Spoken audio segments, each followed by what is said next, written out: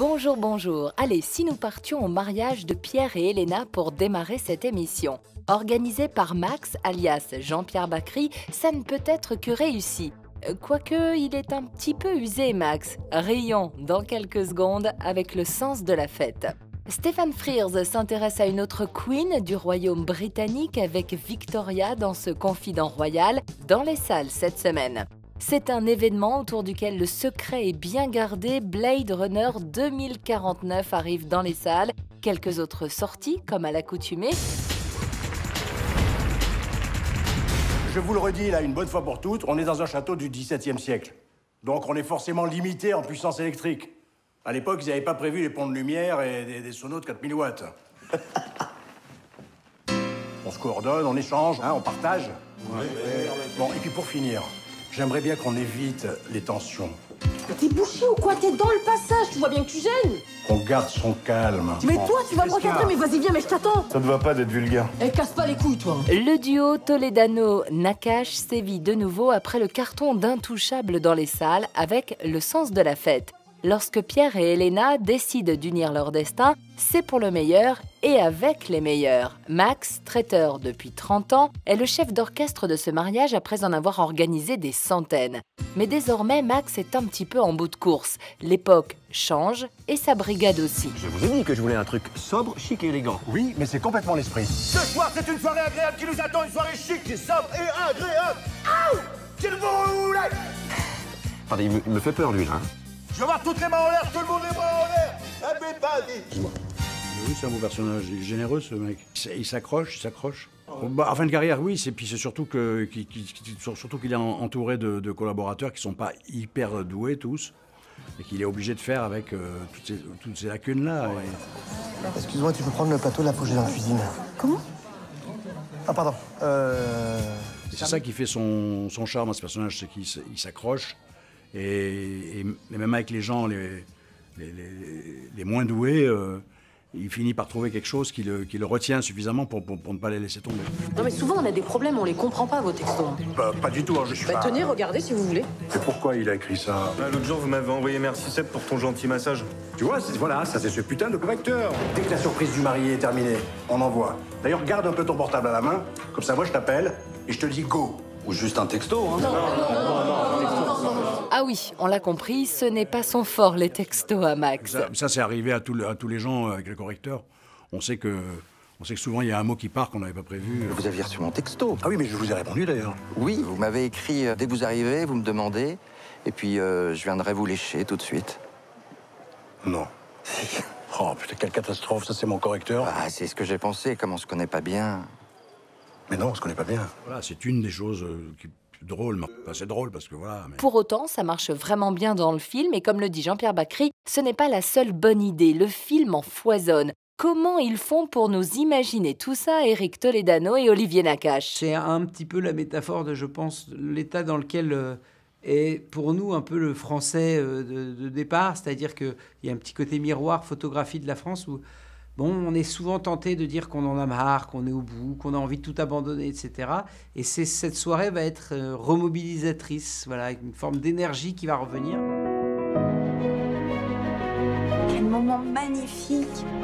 Et cette énergie, elle va venir d'un endroit qui nous plaît énormément avec Olivier, c'est de l'esprit de groupe. Et côté esprit de groupe, le film est servi, un casting formidable. Tous les comédiens ont un superbe rôle et ont leur scène d'anthologie, à commencer par Benjamin Laverne, le marié, pensionnaire de la Comédie Française. On a essayé d'attacher de l'importance à chacun des choix. C'est vrai qu'on a réfléchi sur chacun des rôles, à beaucoup de personnages, à part Gilles Lelouch, qui a eu vraiment une envie de le voir chanter en italien de façon aussi sommaire.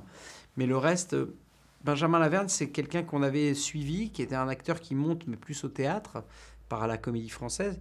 Et il avait vraiment la capacité de nous énerver suffisamment pour être ce marié stressé par comme ça. Non, ça a été vraiment une rencontre. Mais je parlerai aussi de Kevin Azaïs, qu'on connaissait moins, William Lebguil, Suzanne Clément, Hélène Vincent, Vincent McCain. Tous les rôles sont hilarants, les dialogues le sont tout autant, et même lorsque James nous pousse la chansonnette en italien. Hein, Gilles? Dès que je peux faire un gros bourrin, je trace. Hein. Non, mais en fait, c'était très drôle. C'était très drôle à faire. C'était très drôle à lire. Et puis c'est surtout, avant même le personnage, c'était le script. Ce soir, c'est sobre, chic et élégant. Et agréable. Vous inquiétez pas, j'ai bien compris ça. Je referme la parenthèse? Oui, je sais pas, moi je gère la musique, pas les parenthèses. Hein. La photo, c'est ma passion. C'est parti. Depuis tout petit, j'ai aimé faire de la photo. J'aime le cadre, j'aime raconter des histoires. Non, non, je veux personne dans le champ. Regarde, il y a une vieille dans le champ. La vieille, c'est ma mère, hein. Maman, pousse-toi, s'il te plaît! Oui, voilà, maman. On se dit que c'est un baltringue au début, un peu un loser, un mec qui s'intéresse plus au buffet, d'aller manger au buffet des mariages que prendre des photos. Il se bat pour faire des photos en argentique, mais en fait, il est dépassé. Le train de l'avenir, le train du progrès est passé devant lui et il n'a pas vu que maintenant tout ça c'était fini. Et donc ça le rend presque touchant. Vous l'avez compris, Le Sens de la Fête, c'est notre énorme coup de cœur de la semaine, du mois même. Une comédie splendide, touchante, émouvante et tordante de rire, enchaînant les vannes et les gags. Et qu'est-ce que c'est intelligemment bien écrit? Jean-Pierre, le mot de la fin vous revient. On va écrire une chose drôle si elle est fondée sur une vraie situation. Pas juste pour faire une blague comme on voit dans certaines daubes françaises ou américaines qui marchent d'ailleurs même très bien, hein, c'est pas la question. C'est des grands succès qui sont des bouses, de vaches. Mal écrit avec les pieds, sans situation, juste pour déconner, pour rigoler, mais pourquoi pas d'ailleurs. Et voilà, ça c'est dit. 10 photos. 01 47 87 96 09. Pour tout achat d'une photo, une photo offerte. Ça marche toujours la promo d'ailleurs? Une photo achetée, une photo offerte, la même. Exactement. Oui, ça marche toujours, donc si vous voulez, moi je vous fais un portrait, il n'y a pas de problème. Avec des magnettes. Ah oui, je vous fais des magnettes pour le frigo. 10 ans après s'être attelé au portrait de la reine Elisabeth II dans The Queen, voilà que Stephen Frears s'attaque à une autre grande figure de l'histoire britannique, Victoria. J'ai 81 ans. Je suis au pouvoir depuis 62 ans. Le règne le plus long de l'histoire. Avons-nous fini? Dans Confident Royal, le cinéaste anglais exhume en effet une incroyable histoire vraie, celle de l'amitié incongrue et lumineuse ayant uni la célèbre reine à Abdul Karim, un jeune employé dépêché d'Inde. There are so many things remarkable about it. About this extraordinary friendship between this, by then very elderly lady, and this young man, and, you know, who she found that she could just talk to. And there was no, you know, she could be alone and just talk to him and enjoy conversation with him and learn from him. De quoi peuvent-ils bien parler? Qu'est-ce qu'une mangue? La reine des fruits. J'aimerais une mangue. Elle ne pousse qu'en Inde. Je suis impératrice des Indes. Qu'on m'en envoie. Je croyais Sa Majesté mourante. En reprenant les bases factuelles du livre Victoria et Abdul de Shrabani Bazou, le scénario de ce long métrage historique s'intéresse ainsi, entre douce mièvrerie et élan fédérateur, à la célébration des atomes crochus de deux êtres que tout oppose. I think one of the most attractive things was that there isn't much about that character. You know, it's just some stuff that has trickled down from the 1800s, and you hear about it. There's a mention here and there, but so I had to bring a lot of it alive, and that's just good for an actor. Je veux que vous m'enseigniez l'indien. L'indien? L'hindou, peu importe, ce que vous parlez. Êtes-vous certaine? Absolument certaine. Mais pourquoi souhaitez-vous connaître l'hindi, Votre Majesté? Je suis impératrice des Indes. Regardez, j'ai commandé un carnet. Je veux que vous me donniez des leçons particulières. Vous enseigner l'hindi est impossible. Pour quelle raison? Vous êtes l'impératrice des Indes. Vous devriez apprendre l'ourdou, la langue des Moghols. Il existe un millier de langues en Inde, mais l'ourdou est la plus noble.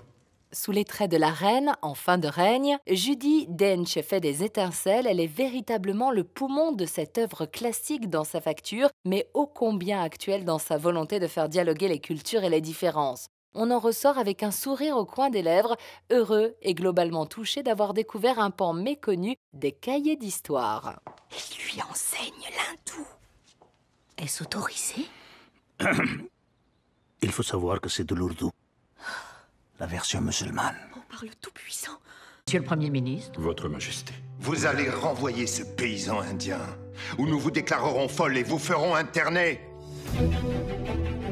Je suis acariâtre, avide, grincheuse et affreusement attachée au pouvoir. He speaks in shorthand. So you know, he gives you very, very little.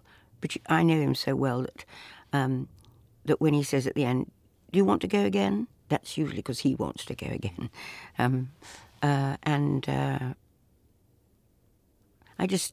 He's got wonderful taste, Stephen. And I admire him enormously, but I like him so much as a person. It's very good to work with him. She looks like Queen Victoria because she is. I mean, she is such an. She's a most wonderful woman, Judy, and such a brilliant actress. It's easy. Je suis reine d'Angleterre. Je suis impératrice des Indes. Mais plus que tout, je suis au service d'1 milliard de sujets. Abdul ne doit son ascension qu'à son seul mérite. Lui aussi était un serviteur. À présent, il est mon ami. Voilà des années que je n'ai pas été aussi heureuse.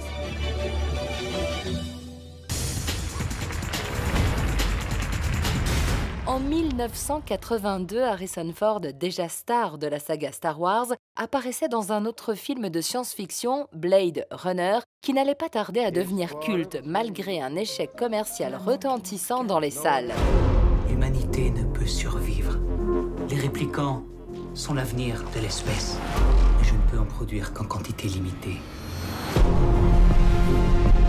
Sur une planète Terre devenue hostile et où les androïdes à apparence humaine ont été chassés par une révolte sur les humains, les réplicants sont chassés par les Blade Runner, dont Rick Deckard fait partie. Il se construit une armée. Dites-moi ce dont vous vous souvenez. Absolument tout. Dans cette suite qui se veut comme une extension confiée au talentueux Denis Villeneuve par les studios Sony, la paranoïa a été poussée jusqu'à l'annulation des projections du film, donc peu d'informations filtrées. On ne fuit pas. Ce qu'est la souffrance, vous l'ignorez encore. Harrison Ford est de retour, mais le rôle qui avait été précédemment confié à David Bowie en 1982 a été repris par Jared Leto, et rien de moins que le beau gosse Ryan Gosling pour incarner un Blade Runner du Los Angeles Police Department. Si Blade Runner n'a pas été montré, l'équipe du film est pour autant venue faire un petit tour durant le mois de septembre à Paris. Si, c'était bien à Paris.